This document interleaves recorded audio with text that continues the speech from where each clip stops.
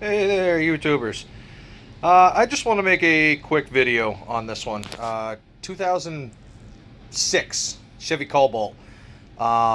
Customer complained that the vehicle wouldn't crank, wouldn't start, wouldn't do anything. It came in last week on the flatbed. Apparently, the customer had crossed the jumper cables when they tried to jump the vehicle. We did some testing. We bench tested the starter. Starter was junk. Then went to attempt to start it. Theft light was on. Could not get the theft light to turn off, even with doing the program. When you turn the key on for 30 minutes, shut it off 5 seconds, turn it back on. You do that 3 times, a total of 30 minutes. It's supposed to relearn the key. So then I dug into it a little more, found that the theft deterrent device that sits right where I can't even get in there very well, right here, right there. I found that when I split the case on that old one, there was a broken wire. So then I attempted to relearn the key again. Couldn't do it, unfortunately, in my shop. I don't have a big bad computer. We had to send it to Chevy. What a mess that was. They said 125 bucks. Ended up being 350 bucks.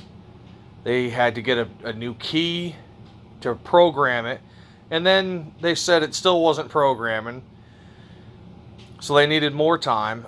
I feel like a piece of crap because unfortunately I couldn't do it in my shop, like I said. And the customer, I mean, he's really been good about this whole thing. But yeah, that's where we were as of this morning. It got towed back here. I was not getting any power on the ignition except for the theft light would come on and then shut off like it's supposed to now. So I started doing a little more testing. If I came out to the computer wire, as you can see, the red and black is supposed to be power in. If I power probe that, it would turn all the ignition stuff on. You'd have wipers, you'd have all your lights on the dash again, what have you. And I started thinking, well, maybe I ought to look into a ground. Well, that's what I did. This is your crank run relay. So you have a power here. It's hot at all times on this side. You have a power when ignition on. And then this is supposed to be your ground lead. And then when you go to start it, it crosses and starts from this side. So if you had to, you could jump it right here. Sorry. You could jump it on this lead.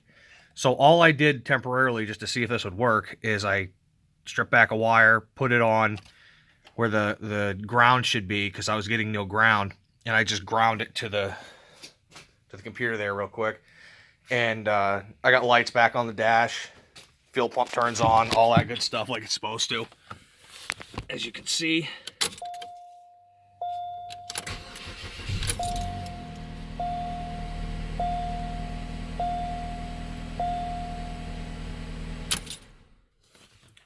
it starts. So I'll just show you real quick. If we're acting like that's not even there, like there is no ground. This is what happens with no ground at all. As you can see, nothing else comes up on the dash except for that security light. So I didn't find any videos that had this issue, but Cobalt seemed to have a massive issue. They do not like being jumped, apparently. But that's where I'm at right now. I'm going to try and chase down this ground issue and fix it and get the customer back on the road. I know he's going to be happy because he spent a lot of money. This is his daughter's car he just bought for her. And yeah, that's where we're at. I just thought I'd make a quick video. Maybe I could help out the next person that had this issue, because I'm sure this is a common issue. Just I haven't seen any videos. So any questions, comments, please leave them. And like, share, and subscribe. Have a good day, guys.